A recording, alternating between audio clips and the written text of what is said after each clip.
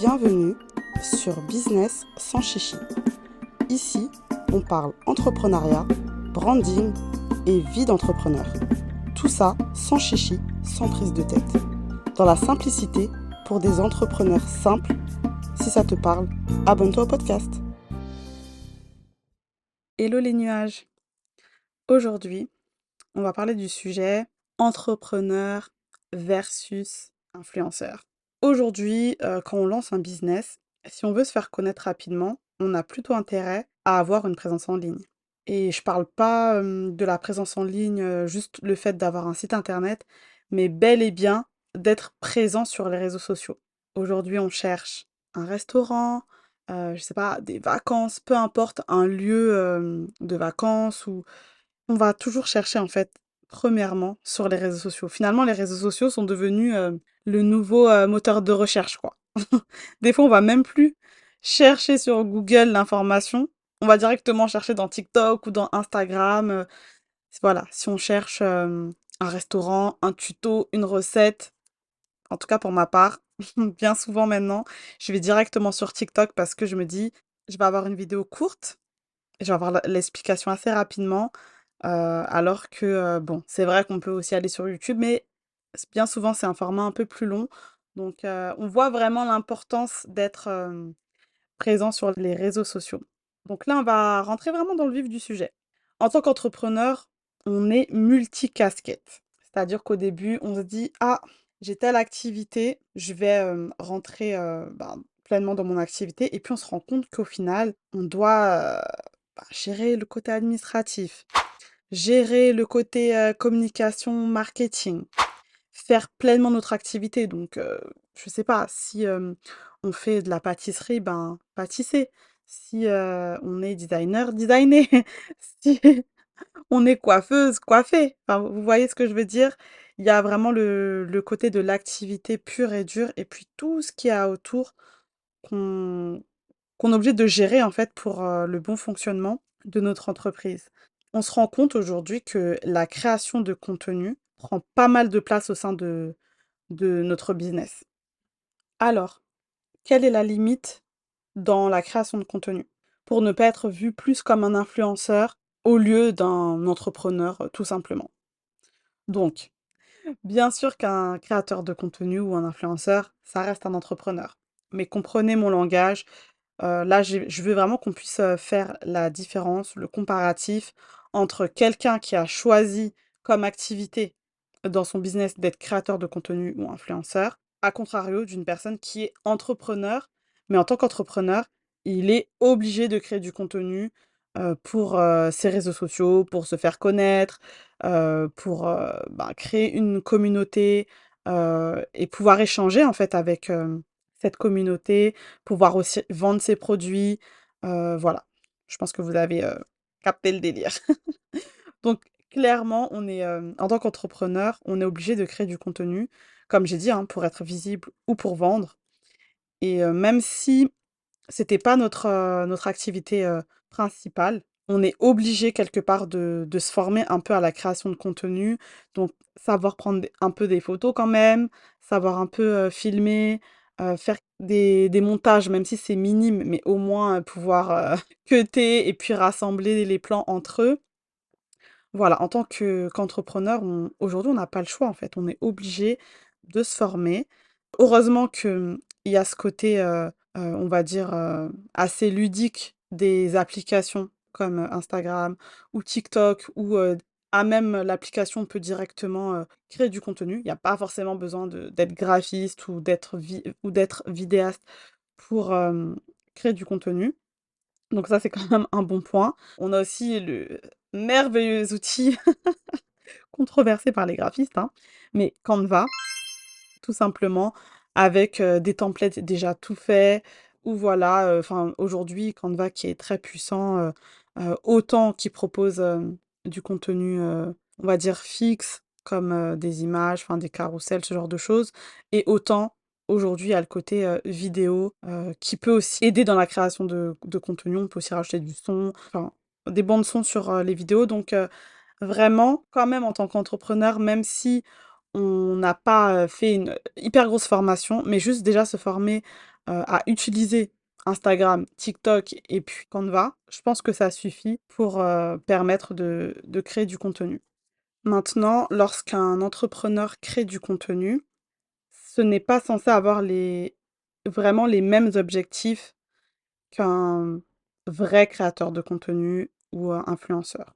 Parce que l'influenceur ou le créateur de contenu, parce que je sais que plusieurs influenceurs n'aiment pas forcément ce nom-là, mais ils ont, de base une thématique et après ils tournent autour de cette thématique-là. Donc, une influenceuse beauté ou mode, voilà, elle va vraiment partager des tutos make-up, des, outfits, enfin ce genre de choses, montrer, ce qu'elle a acheté dans son shopping et cetera. Voilà, c'est autour de sa thématique. Mais derrière, on va dire que, c'est là pour, plus divertir les personnes. Bien sûr, ça peut influencer sa communauté à aller, se procurer, les articles qu'elle a utilisés ou reproduire des looks ou reproduire des make-up. Mais quelque part, voilà, ça a pas un objectif forcément de vendre quelque chose tout de suite. Je pense que vous comprenez. Alors que l'entrepreneur, ben, si lui, il vend, enfin, je sais pas, hein, je vais prendre un exemple, une coiffeuse. Elle, son objectif, c'est, que sa communauté puisse acheter ses prestations de coiffure, donc qu'elle puisse venir se faire, coiffer chez elle. Donc dans la création de contenu, ça va vraiment tourner autour, déjà, premièrement, de la coiffure. Après, elle peut avoir, d'autres, sous-thématiques, mais on va dire que principalement, ça sera autour de la coiffure. Donc elle peut, montrer en fait les coiffures qu'elle fait aux clientes, les nouveaux modèles, peut-être, voilà, donner des conseils. Donc là, on va dire que ça va être une sous-thématique, hein, mais ça reste toujours dans le côté coiffure, mais donner des conseils liés à la coiffure, liés, au fait de bien prendre soin de ses cheveux, pour que voilà, pour que ses clientes aussi, ben, puissent ressortir avec une forme de valeur ajoutée lorsqu'ils consomment son contenu, mais ça sera pas que du divertissement, puis de temps en temps, on apprend des choses et cetera. Non, ça va vraiment être autour de la coiffure et son objectif, c'est d'avoir des clientes, en fait. Voilà. Maintenant, bien sûr, on n'est pas, focalisé, que sur, vendre, vendre, vendre, l'argent, l'argent, l'argent. Il y a quand même ce côté humain où, on peut apprécier de partager des tips, des astuces, échanger avec une communauté. Mais quelque part derrière, quand on a un business, il faut aussi faire tourner notre business. Donc forcément, la création de contenu doit être tout de même différente qu'un influenceur, on va dire voilà, qui fait ça, même si c'est devenu un métier, hein, mais qui de base fait ça par passion, partage un peu ce qu'il veut, peut aussi partager, tout ce qui va être, placement de produits. Des fois, voilà, hein, une influenceuse, make-up ou mode peut, partager, enfin faire, un placement de produit pour, un thé minceur. Bon, quelque part, c'est pas, lié directement à la mode ou, au make-up, mais, ça va parler quand même à sa cible parce que, si par exemple, voilà, elle cible des femmes et cetera, on sait que voilà, chez nous les femmes, on peut souvent, vouloir, ben, se sentir bien dans notre corps et bon, les hommes aussi, hein, mais voilà, vraiment de temps en temps faire des petits régimes, des petits rééquilibrages et cetera. Donc ça va parler à sa cible. Mais si toi, tu es coiffeuse et que tu commences à faire des placements de produits sur les minceurs, mais je suis désolée, on comprend pas en fait, le concept. Donc c'est là où je vais rentrer aussi dans, le fait de vraiment faire attention à rester en fait aligné avec, son business. Donc si tu es coiffeuse, ben, si demain tu dois faire des entre guillemets, hein, «des placements de produits» ou des partenariats, il va falloir que ça puisse être en lien avec la coiffure ou en tout cas avec, tes sous-thématiques, ce que tu proposes autour. Donc si tu es dans coiffure bien-être ou coiffure beauté, donc make-up, enfin voilà, ça peut passer, mais si tu commences à être dans la coiffure et nous faire, des placements de produits pour un VPN, on comprend pas en fait. C'est quoi le rapport? Après, si tu as amené le truc en disant que voilà, dans ton business, tu utilises le VPN pour ci, pour ça, bon, ça peut passer, hein. Mais voilà, je pense qu'il faut quand même rester aligné et aussi, ben, rester aligné avec son branding, donc son image de marque, pas, tomber dans tout et n'importe quoi, surtout ne pas tomber dans toutes les trends. Parce que c'est vrai que bon, sur les réseaux sociaux, à un moment, c'était beaucoup, donc surtout sur TikTok, mais après c'est aussi arrivé dans les réels avec Instagram. On voyait beaucoup de réels ou de TikTok où les gens dansaient, faisaient des chorégraphies. Mais en tant qu'entrepreneur, c'est quoi le rapport en fait, tu vois? Enfin, et donc ça fait que j'entendais pas mal d'entrepreneurs qui disaient: «Ouais, non, mais moi j'ai du mal à faire de la vidéo et tout parce que j'ai pas envie d'être là, à me mettre en avant, à danser et cetera». Enfin, entre guillemets, hein, faire un peu le guignol et tout, alors que ça a aucun rapport. Mais non, en fait, il faut juste trouver le bon positionnement dans la création de contenu pour justement ne pas tomber, dans toutes les trends. Il y a des trends, on peut voir qui qu'on arrive finalement à récupérer et mettre, dans le business. En tout cas, tout ce qui va être trend un peu humoristique, où on reprend des audios, ce genre de choses, je trouve que ça, c'est facilement applicable dans un business. Mais par contre, c'est vrai que, si, on reprend, trend, un peu où il y a de la danse, ce genre de choses, de la mise en scène, bon là, des fois, je pense qu'il faut regarder enfin, faut connaître ses limites et voilà, ne pas tomber, dans toutes les trends.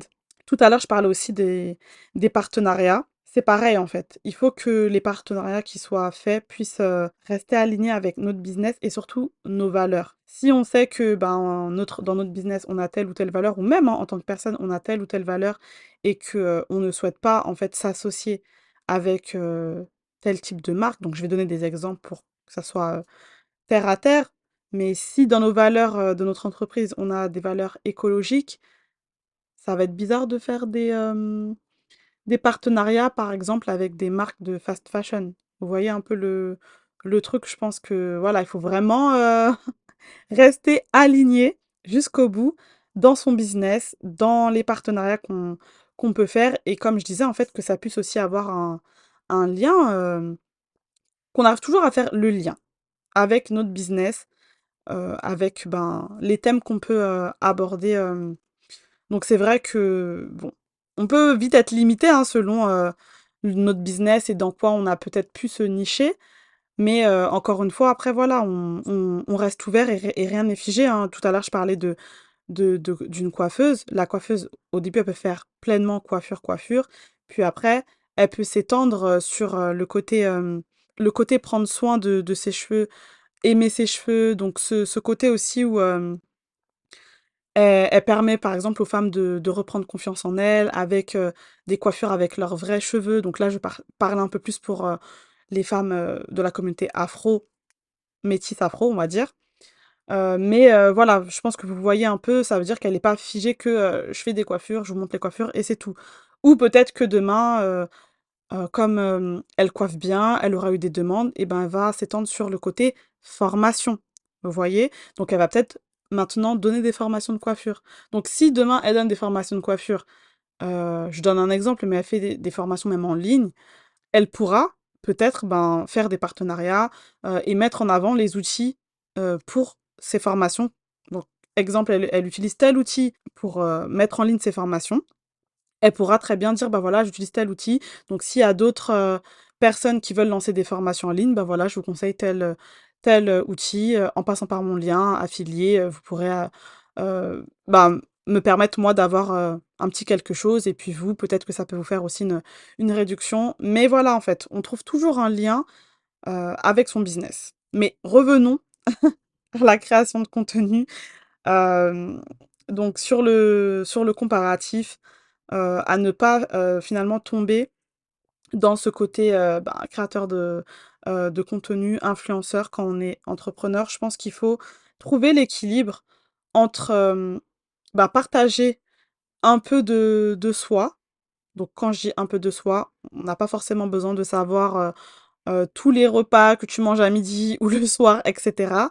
Mais, peut-être que, c'est une facette de toi, tu aimes la bonne cuisine ou tu aimes cuisiner et ben, dès le départ, en fait, c'est quelque chose que tu as mis en avant, dans la création de contenu et ben, même en tant que coiffeuse, peut-être que tu arriveras à, heu, ben, on va dire dans ton contenu un peu plus personnel, ben, partager justement, voilà, là, je suis partie, dans tel restaurant où, j'ai essayé telle recette et tout.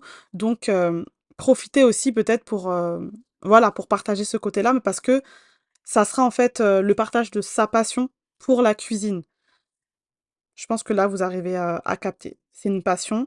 Donc, ben, on connaît, je vais donner un exemple, hein. On a Julie qui est coiffeuse, mais à côté de la coiffure, ben, elle est aussi passionnée par la cuisine. Donc, de temps en temps, elle nous partage un peu voilà, ses recettes ou des recettes qu'elle a trouvées, qu'elle a testées et tout. Et voilà, c'est autant une communauté qui est là pour la coiffure, mais qui est aussi un peu passionnée par, la cuisine et pour moi ça reste possible. Mais il faut juste pas que, on que ça soit trop le côté aujourd'hui, on voit les créateurs de contenu qui partagent énormément en fait sur leur vie personnelle et en tant qu'entrepreneur, je pense qu'il faut, bah, trouver cette limite-là si on veut pas justement passer du côté créateur de contenu. C'est-à-dire que on commence à montrer ses enfants, on commence à montrer, ses courses, les hauls, tout ce qu'on a acheté. Enfin, je pense qu'il faut une limite. Il faut toujours, comme je disais au début, qu'il y ait un lien avec ce qu'on fait ou avec qui on est. Mais dans ces cas-là, ça veut dire que c'est une facette de nous qu'on a décidé de partager, sur notre, compte business. Donc je pense que en tout cas, ça fait partie de nos valeurs, de notre passion. Voilà, partager, il y a pas de souci, mais si on commence à tout partager, je pense que là, on va tomber justement dans ce côté, influenceur, créateur de contenu et c'est pas ce qu'on veut. Le principal, c'est vraiment que, la communauté qu'on crée ne soient pas perdus et comprennent que, ben, on est vraiment, voilà, on est coiffeuse, notre business, c'est la coiffure, mais à côté de ça, ben, on aime, aussi la cuisine et de temps en temps, on peut aussi, parler un peu de ce côté cuisine et ça dérange pas. Voilà, mais maintenant, si on commence à trop, raconter notre vie, faire, des stories, à même, enfin voilà, à même notre lit, aux toilettes, de nos enfants, à la plage, ceci, cela, là, finalement, bah, on devient, créateur de contenu. Donc je pense que, pour moi en tout cas, la différence, elle est là. Poser des limites et ben, rester en fait dans les limites business. S'autoriser, si on le souhaite, à parler de telle passion, de telle chose, parce que c'est aussi, il faut aussi partager entre guillemets «notre personnalité», mais ne pas ne pas aller, trop, dans les choses personnelles, quoi. Voilà, en tout cas, c'était tout pour, moi. J'espère que cet épisode vous a plu. J'aimerais bien en tout cas avoir votre avis sur le sujet. Vous qui êtes, entrepreneur, est-ce que, vous sentez que vous tombez justement dans ce côté créateur de contenu, influenceur? Ou est-ce que vous avez trouvé, votre équilibre, et vous vous êtes, mis on va dire un spectre, une limite sur ce que vous pouvez partager, au quotidien avec votre communauté?